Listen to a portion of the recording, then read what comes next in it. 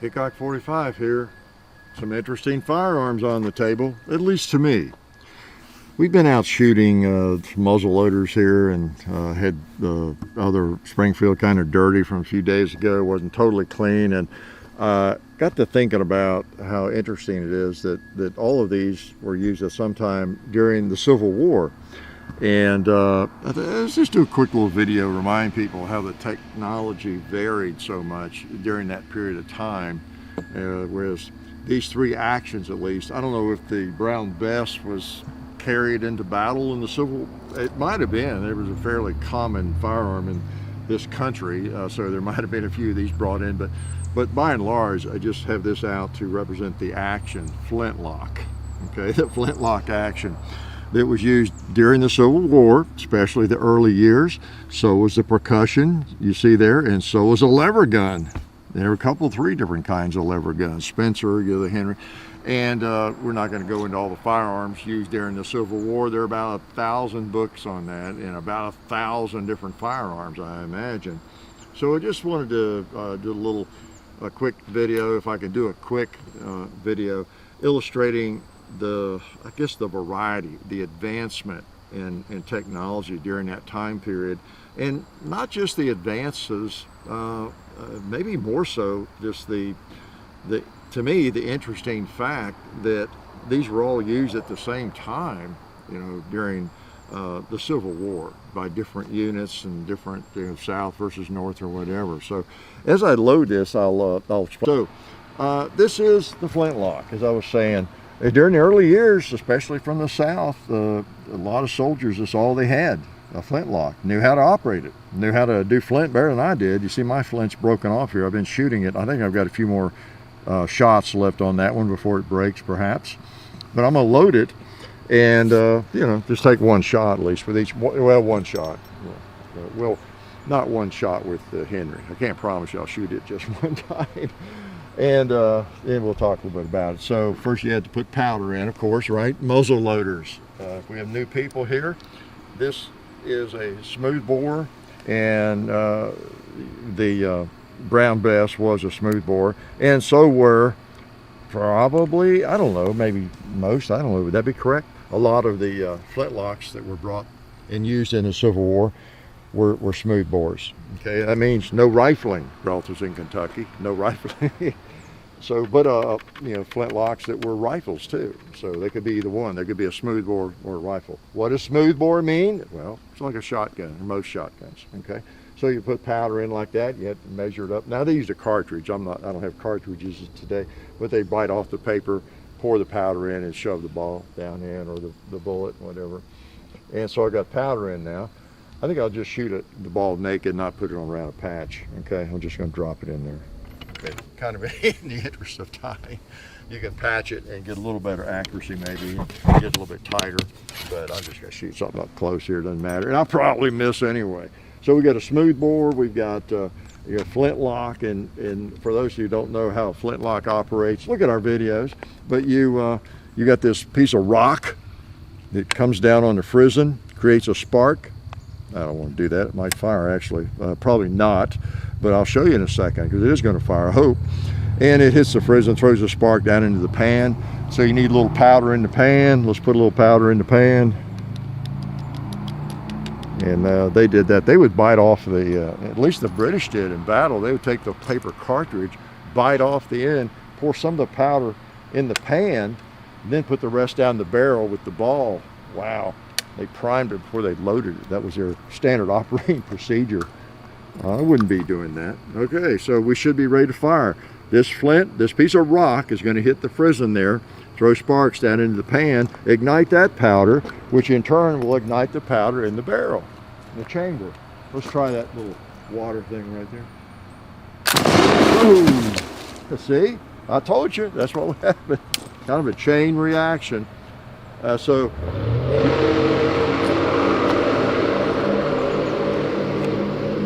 you have a technology that had been around for like a couple hundred years, and there it was, still being used when the Civil War broke out. It worked. It had proven itself.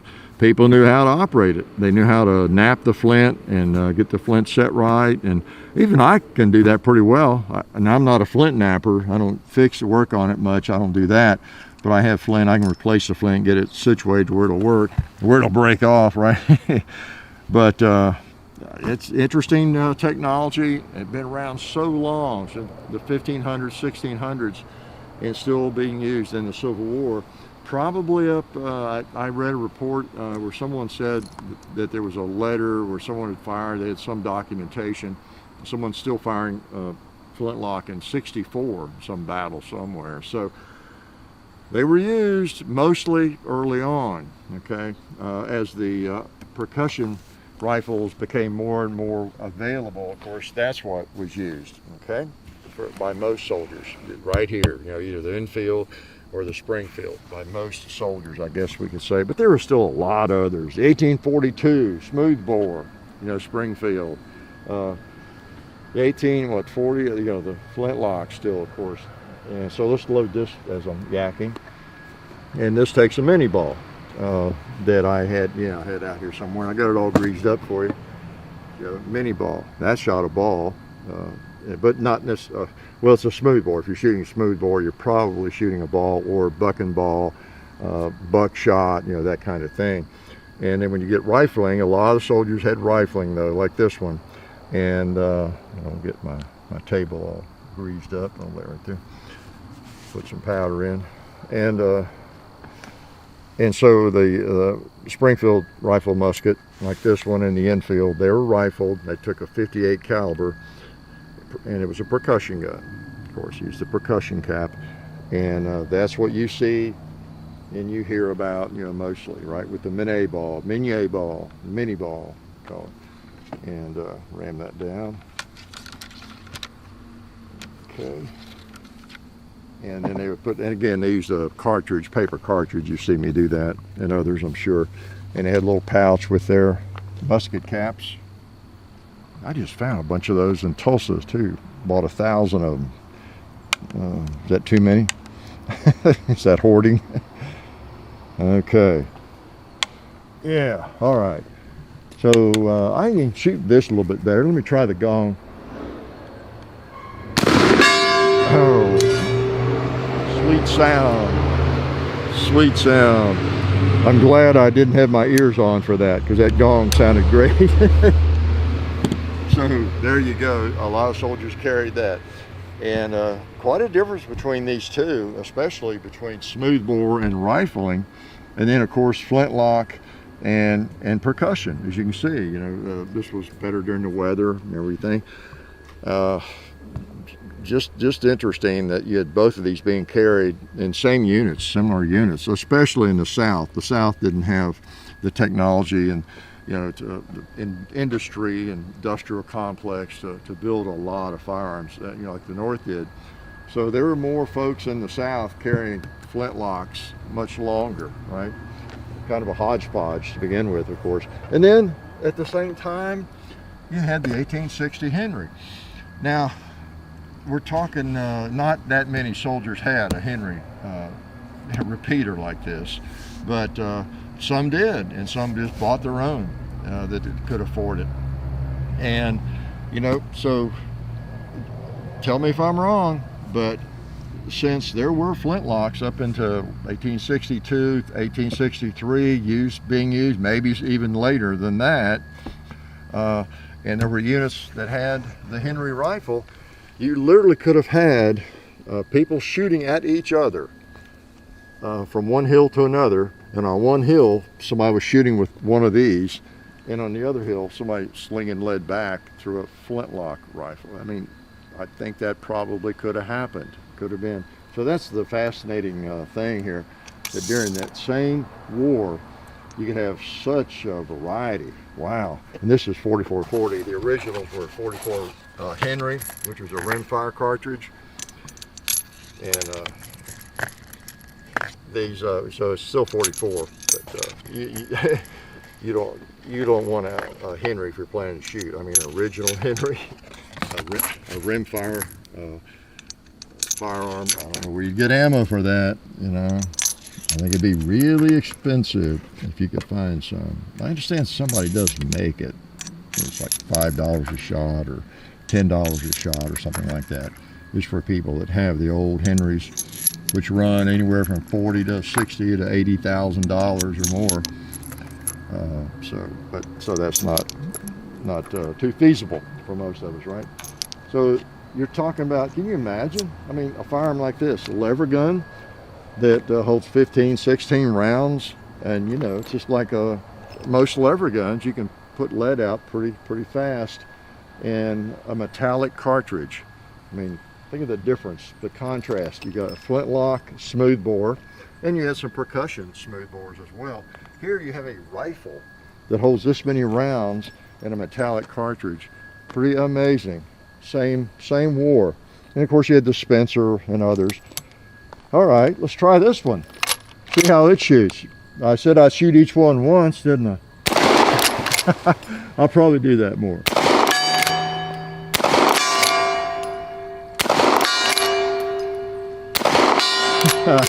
So even though it wasn't as powerful, oh, I missed.